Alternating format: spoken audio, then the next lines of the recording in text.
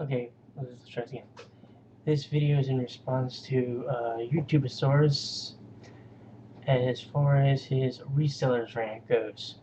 And it's not me disagreeing with his points, it's actually me completely agreeing in many respects. Um, First off, let me go ahead and say that I have bought games. I generally do most of my shopping anymore, or at least I try to. If I don't buy them at a brick and mortar store, a physical retail store, I buy them online. I actually find it sometimes cheaper to buy them online than I do in stores sometimes. But I digress. Here's an example of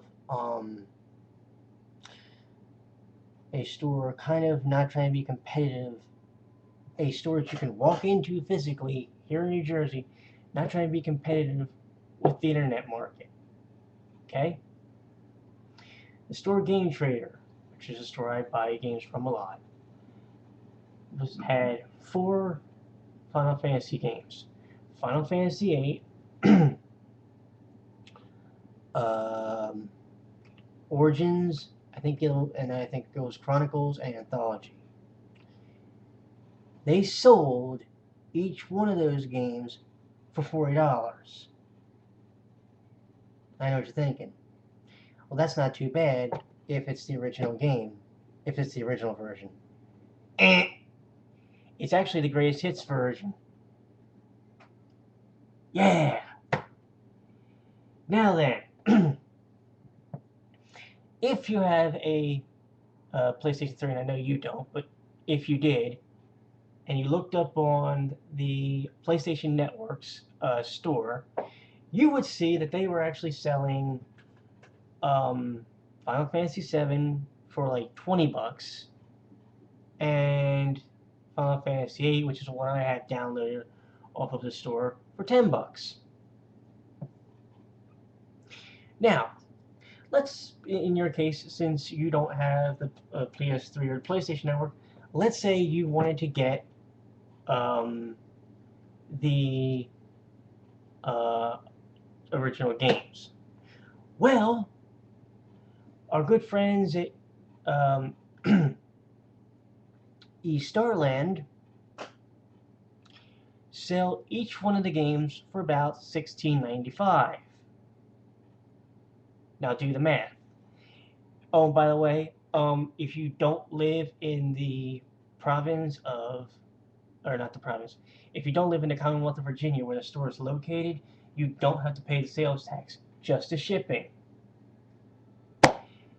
Unfortunately, here in New Jersey, no matter what, you still have to pay the state sales tax. So you figure, okay, if I'm buying the 4 Final Fantasy games for $40, the greatest hits, mind you.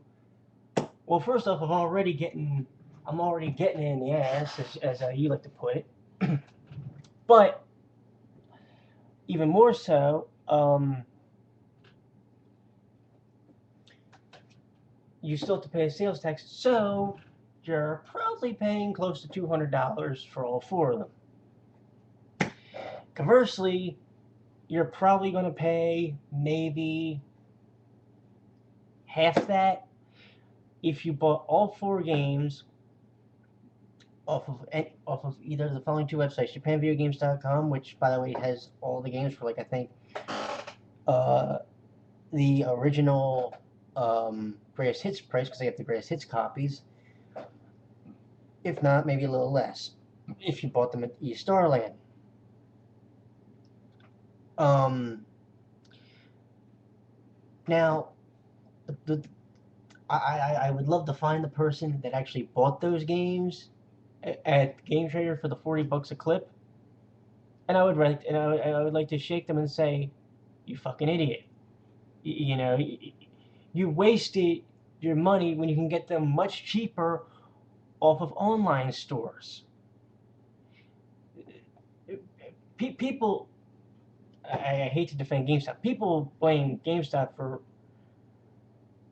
you know, ripping you off as far as trading.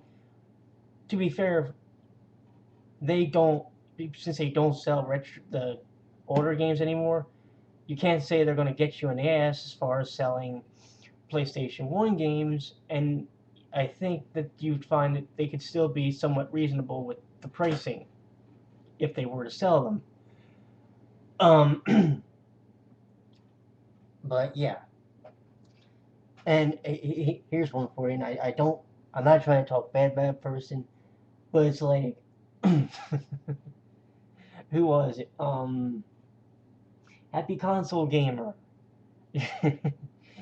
he was he was doing his blog TV, Blip TV, whatever TV thing it was, when he did his live chat, and he's like, "Oh yeah, I got the box for Earthbound."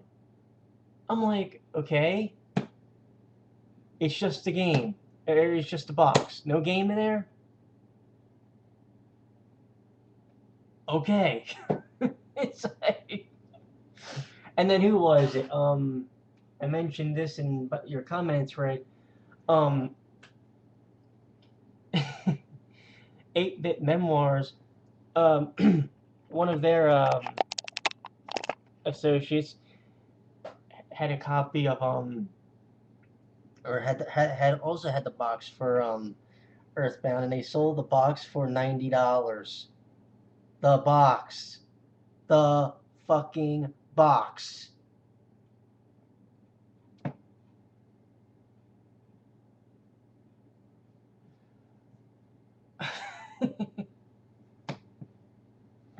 You can only laugh at it. You know what I mean? It's like, yeah, it's not just, you know, there's a lot of people that do price price gouging because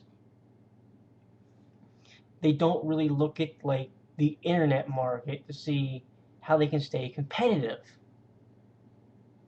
And like if you're a brick and mortar store, okay, obviously, you know, it's a retail store, you're obviously going to have your issues as far as, you know, your overhead and your the rent of the store and whatnot. So you have to try and, you know, be able to make some money off of it. At the same time, shouldn't it be your job as a owner and operator of a store to say, huh, I wonder what the going price is on the internet so I can try to, you know, not be looking like I'm trying to get people in the rear end all the time. Anywho, that's just some thoughts I had on the subject for you, and I'll see you around.